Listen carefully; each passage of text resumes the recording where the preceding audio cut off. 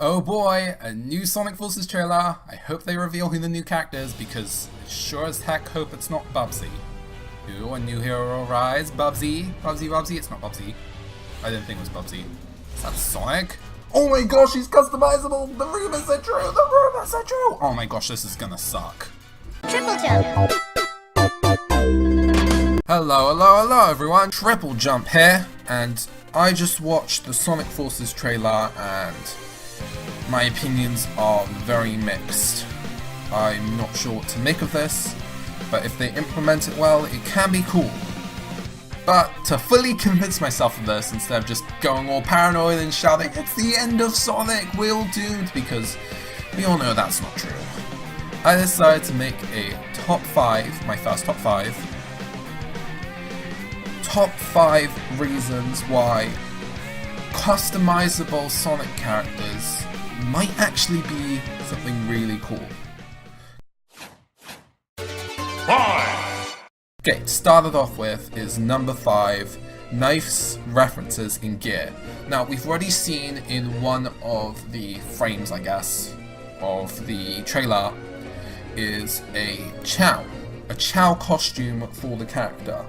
Now that is pretty neat, and coming off of Sonic Runners, which basically had Chip returning as a guy who tags along, you had all the Wisps, you had Eraser Jin, you had a freaking Orca from Sonic Adventure. That was really cool, and we could see some of that. Maybe, just maybe, this new character will be able to use the Omachow gun. You got the Omachow gun!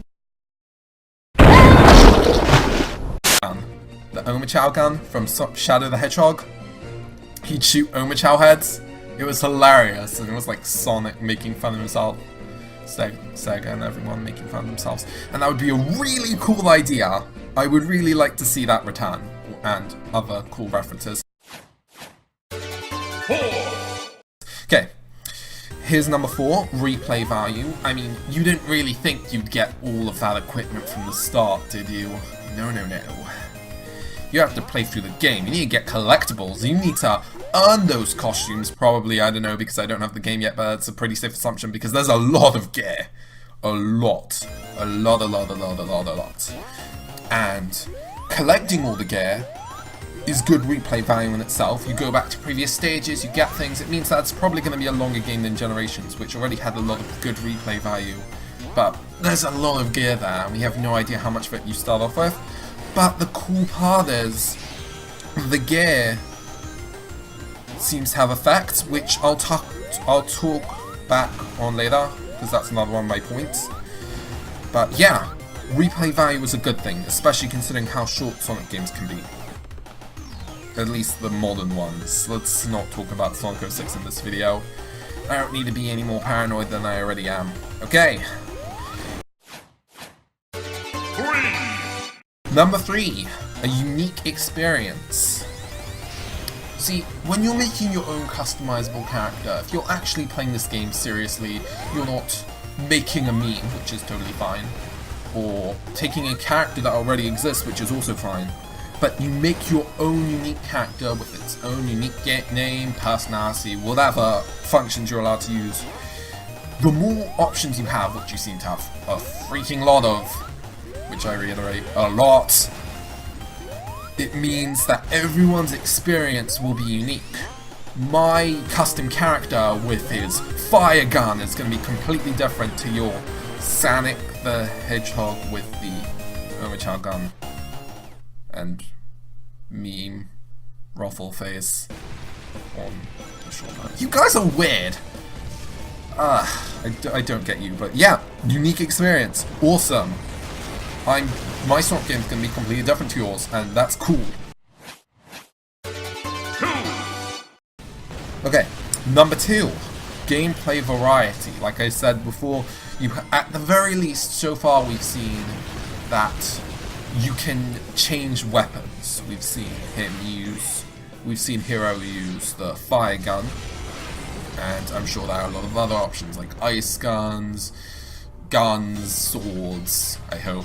That would be cool. Other high-tech technology kind of things. And that would mean that it's these gears that I was talking about before for replay value, this equipment is more than just stuff to collect, a box to tick, which has been a problem with recent games, where you go on a huge adventure, you collect a whole bunch of stuff, but it's inconsequential. But in this, no, and judging by the fact that your character keeps swapping out sunglasses and stuff, this might be a hunch, but I've got a feeling that those shades and those shoes, socks, all those little mini things are going to have at least tiny, small, if not gigantic, different variations on your gameplay. Maybe you'll get a slight speed boost. Maybe your enemies won't notice you as soon. Maybe you'll be able to be invincible, but you won't lose any rings. Actually, I hope the new character has a super form, but whatever, that's irrelevant. Gameplay variety. Your character can be your character with its own abilities. You want him to be fast? You got it. Speedster for your speed runs. Give him super speedy shoes, super speedy sunglasses. How does sunglasses increase your speed? I don't know, but if you want your character to be fast, make him the fast guy. What about if you keep taking damage? Maybe you can equip some certain shoes that reduce the amount of rings you drop. That would be helpful for new players. Maybe gear that if you crash into a wall, which would normally slow your momentum, instead you spring up the wall for new players who don't know what the jump button does at the cost of 5 rings or something.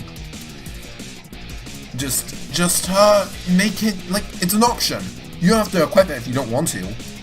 It's a cool little thing that they could do, and I would really appreciate it. But for the last one, and I guess I've already touched on this already, the best thing about the character hero being customizable Supersonic style. 1. is the fact that he's customizable in the first place. That's stupid sounding, right? Well, no. The fact that your customizable character is customizable not only means gameplay variation, which I've said, unique experience, which I've said, replay value, which I've said, and nice references in your gear. Your character can be whoever you want. You miss Shadow the Hedgehog and you want him to be in your game, maybe there's a skin where you can be a hedgehog with black fur and have a deep voice customizable feature. I don't know. I don't know how customizable this can be. If it's not customizable enough, that's great. That means your character isn't too crazy. They'll be able to implement him into the story, but he'll have his own unique identity like the other Sonic characters. When I say Knuckles the Echidna, you don't think of a blue wombat with the power to see in the dark. No, you see a red Echidna with gigantic fists, able to punch down walls, maybe glide if you're not thinking of Boom Knuckles.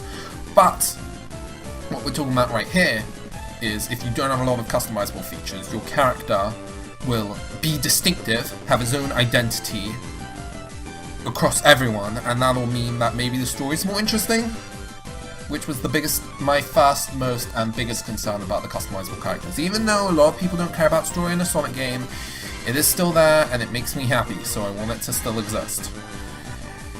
Okay, and if you do have a lot of options, that might wear down the story a little bit. Your character might not even be able to talk or have a good personality or anything.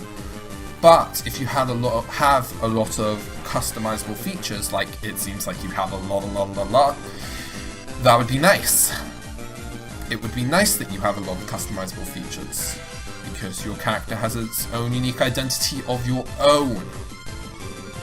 It's not random customizable character, it's your customizable character. It's like the Mii's, with the features of it being customizable, and it's like the Splatoon characters where it might increase boosts. In conclusion, it's not really anything to be worried about. I mean, I think it's going to turn out pretty okay. So I'm glad I made this list to reassure myself and maybe some of you that perhaps this isn't as bad as it appears, and might actually work out well if Sonic Team knows what they're doing. So vote in the poll,